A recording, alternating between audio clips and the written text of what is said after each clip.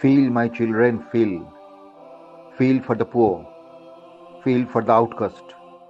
Feel for the downtrodden. Feel in such a way that your heart stops, your head reels, and you feel as if you'll go mad. ভারতবর্ষের ইতিহাসে কেউ উত্তরসূরিদের ডাকেননি। অনুভব করে দরিদ্রদের জন্য, পতিতদের জন্য। এই ডাক কেবলমাত্র স্বামী বিবেকানন্দের। ভারতবর্ষ ছিল তার দিবাস্বপ্ন, রাতের দুঃস্বপ্ন।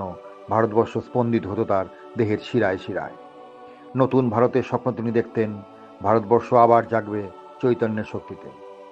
আমেরিকা থেকে নিবেদিতাকে চিঠিতে লিখলেন, জগৎ যন্ত্রণাতে পুড়ে খাক হয়ে যাচ্ছে, তোমাকে নিদ্রা সাজে? মাইসুরুর রাজাকে বিবেকানন্দ লিখলেন, এই জীবন কয়েকদিনের, জীবনের চাকচিক্য কয়েকদিনের। সেই বেঁচে থাকে যে পরের জন্য বেঁচে থাকে, বাকিরা মৃত প্রেততুল্য। সরলা দেবী চৌধুরানীকে দার্জিলিং থেকে লিখলেন, এই হতশ্রী ভারতবর্ষকে প্রাণের অধিক ভালোবাসার কথা। ভারতবর্ষ পরে অনুকরণ করে টিকে থাকবে না, নিজের বৈশিষ্ট্য নিয়ে বাঁচবে। স্বামীজি এটাই বিশ্বাস করেছেন। নিজেই প্রশ্ন করেছেন, ভারতবর্ষ কি মরে যাবে? উত্তরে বলেছেন, যদি ভারতের মৃত্যু হয় তবে আধ্যাত্মিকতা মৃত্যু ঘটবে।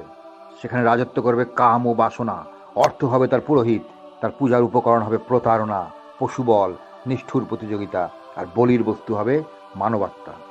বিবেকানন্দের মৃত্যু নেই। Like a Rocky cliff protecting a coastal valley from the effects of ill winds and waves, Vivekananda fought selflessly and courageously against the enemies of his motherland, লিখেছেন রাশিয়ান পণ্ডিত চেলিসেভ। বিবেকানন্দ ভারতবর্ষকে রক্ষা করবেন যেমন একটি পাহাড় সমভূমিকে ঝড়ঝঞ্ঝা থেকে বাঁচায়। আমরা যে অশান্ত বর্তমানকে দেখে শঙ্কিত হচ্ছি, সেটি খুব ধীরে ধীরে হলেও তার পরিবর্তন ঘটছে। প্রেরণা উৎস স্বামী বিবেকানন্দ। আজ সেই স্বামীজির জন্মদিন, জন্মতিথি। স্বামীজি আমাদের চেতনাকে জাগ্রত করুন, এই প্রার্থনা করি।